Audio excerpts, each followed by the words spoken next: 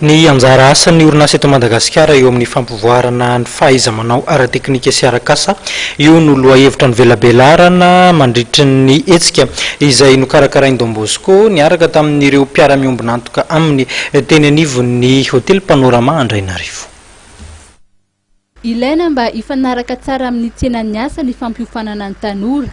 Antony iray na tonga ny Don Bosco ikarakara miaraka amin'ireo mpiara-miombona antoka aminy ny hetsika izay nitanterahana androany teny amin'ny Panorama Andrainarivo. Raha resiko manokana ny anay ao amin'ny tranobe ny asa ny Don Bosco, izay moa zany sady miditra ny amin'ny orientation mijery an'ilay ankizy hoe izy any ankizy mila fanampiana tokony ampianarina tsy afaka mianatra intsony.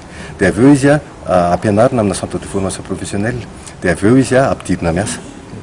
Dia rehefa le ampidirina miasa izy zavatra hitanay raha ny anay manokana eo amin'ny 10 isan-jato eo zany ny tahan'ny fidiran'izy ireo miasa.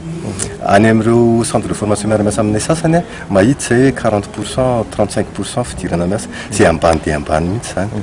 Rehefa fampiresaka tamin'ny orinasa zay nahita fahavonan'ny orinasa dia ry zareo mihitsy zany miaraka aminay mijery hoe inona ny ampianarina an'ireo ankizy ireo. Dia noho ny taty-aoriana zany zareo miteny hoe le ankizy le nampianarina tamin'ilay fomba fampianarana vaovao hoe efa misy vonona dia alefaso aty aminay andefaso ankizy folo zay, dia ry zareo tsy manao formation interna intsony.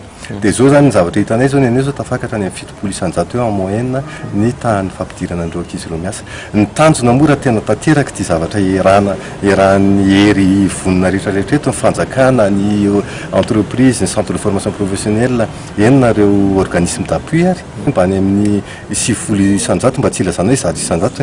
Satria raha mivoaka le ankizy efa ny zavatra ny anarany eo amin'ilay takin'ny orinasa, le orinasa tsy mametraka fanontaniana intsony fa tonga dia manontany fotsiny andefaso ankizy folo zay, andefaso roapolo zay, dia tokony voaray daholo zany ireo ankizy mivoaka amin'ny sehatry ny développement de compétences techniques et professionnelles. Ny tranobe ny asa raha tsy aivina dia bireon'ny Don Bosco Madagasikara izay miandraikitra ny fanatsarana ny kalitaon'ny fampiofanana arak'asa eny anivon'ny fobe fampiofanana arak'asa na ny centre de formation professionnelle any Tambazotra Don Bosco ary ihany koa ny bureau de l'emploi. Ny tanjona aorian'ny hetsika androany dia ny amoahan'ny fanjakana ny programme de formation vaovao. Ilaina ny manao référentiel de compétences, référentiel de formation sy ny évaluation na ny tombanezaka.